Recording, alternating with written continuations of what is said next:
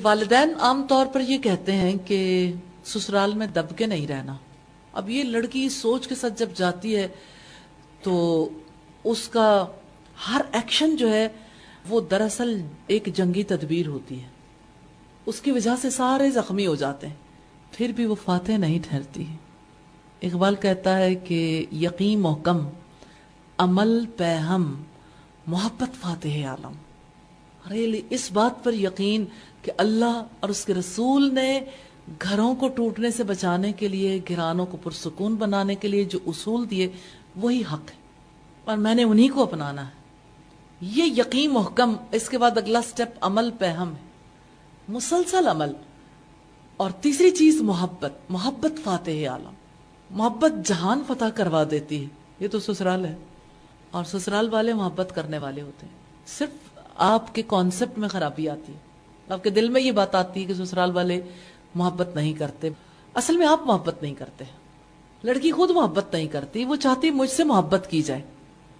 تو آپ نے محبت کے لیے کشکول گلے میں نہیں لٹکانا. کوئی آئے مجھے محبت دے جائے، محبت کی نظر سے دیکھ جائے، کوئی مجھے فقرہ کہہ جائے. آپ نے محبتوں کا بھکاری نہیں بننا، آپ نے محبتوں کی سخاوت کرنی ہے. یاد رکھیے گا محبتوں کے میدان میں بھی سخی بننا ہے. اور آپ جانتے ہیں رسول اللہ صلی اللہ علیہ وسلم نے فرمایا سخی اللہ کے بھی قریب ہوتا ہے، لوگوں کے بھی قریب ہوتا ہے، جنت کے بھی قریب ہوتا ہے اور دوزخ سے دور ہوتا ہے.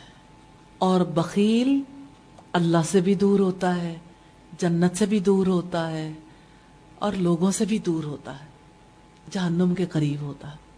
تو آپ آج نیت کر لیں، جہاں بھی آپ ہوں گے، سسرال میں ہوں یا میکے میں، آپ اپنے کلاس روم میں ہوں یا سوسائٹی میں، کسی مقام پر محبتوں کی سخاوت کرنی ہے.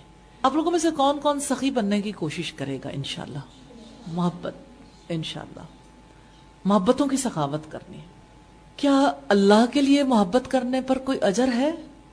کہ یہ خالص اللہ کے لیے محبت ہے نا. آپ چاہے اپنی ساس سے کریں، چاہے اپنی نند سے کریں، چاہے سسرال والوں سے، چاہے ناواقف لوگوں سے کریں، اللہ کے لیے محبت کا کیا اجر ہے؟ اللہ کے لیے محبت کرنے والے حشر کے میدان میں نور کے ممبروں پر ہوں گے. رسول اللہ صلی اللہ علیہ وسلم نے فرمایا کہ اللہ کے عرش کے سائے تلے تخت بچھائے جائیں گے جن پر انبیاء اور شہداء بھی رشک کریں گے. وہ تخت یاقوت اور زبرجد کے ہوں گے. سوچیں روبیز کا تخت کتنا خوبصورت ہوگا، اور وہ بھی جنت کی روبیز. اور زبرجد کے موتیوں کے تخت. یہ تخت ان لوگوں کے لیے ہوں گے جنہوں نے آپس میں اللہ کے لیے محبت کی ہوگی. محبتوں کی سخاوت کرنی ہے. آپ لوگوں میں سے کون کون سخی بننے کی کوشش کرے گا؟ انشاءاللہ محبت، انشاءاللہ انشاءاللہ.